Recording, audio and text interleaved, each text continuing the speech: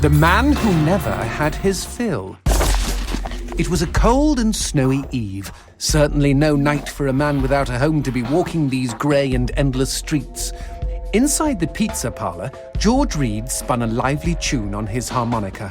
The local children giggled and pointed excitedly at the harmonica man as their parents glowed with approval. His reward would be all the pizza he could eat, 6 pies at least, and a warm bed in one of these folks' homes. He knew they were good for it. But when he tucked in for the night, George had not had his fill. As the years and calories stacked up, most men would have got older and fatter. Yet for all he consumed, George only got thinner as he washed from town to town. Tapeworm. Tonight he plied his trade with some grannies and orderlies in a nursing home. Hoo-ah! His harmonica filled the room with joy.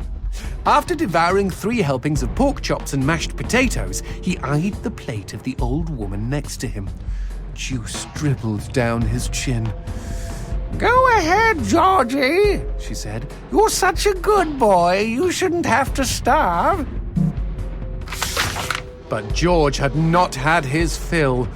Early the next morning, he was already on the freeway with his thumb in the air. "Where are you headed?" said the man in the truck. "Nowhere," said George. "Anywhere." It was a new decade, and tonight George played to an all but empty bar in the city. He had lost a lot of weight. Afterwards, the only woman in the joint took the stool next to him and asked him his name. The bartender leaned over the counter. "You don't know this guy, Mary. George is famous, been all over the tri-state area." With a wink, he added, "Man's insatiable." And that night, George proved it as he buried his face in Mary's beaver. Holy woodland creatures! Attaboy, George! Attaboy, George! "Play that harmonica," she purred. But even after 5 trips to heaven and back, he had not had his fill. The morning after was an awkward affair as they stared at each other over coffee. One wanted to feel more, the other just wanted to feel. In his final days, George was all skin and bones. I can relate, except for the skin part. His last meal had been a mistake. It was on a sidewalk one night in a small suburban town that he came across the boy. Hungrily, and with an agonized grimace, he opened his mouth to beg for help.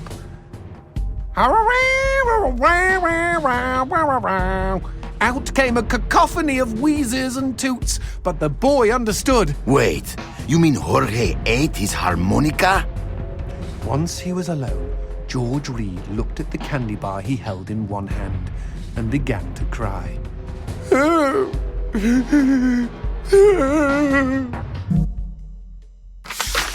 They found George's half-eaten body in a market next town over. In one hand he held a knife, in the other a fork. Chunks of flesh had been torn from his chest and his arms. Blood framed an eerie smile. The wind that morning blew fierce, and as it whistled through the hole he'd carved out of his own neck, the harmonica man played his last song in this world. There were Gawkers, and many knew him. They shared stories of how he'd filled them with hope, filled them with life. They, at least, had had their fill. Especially Mary. The end.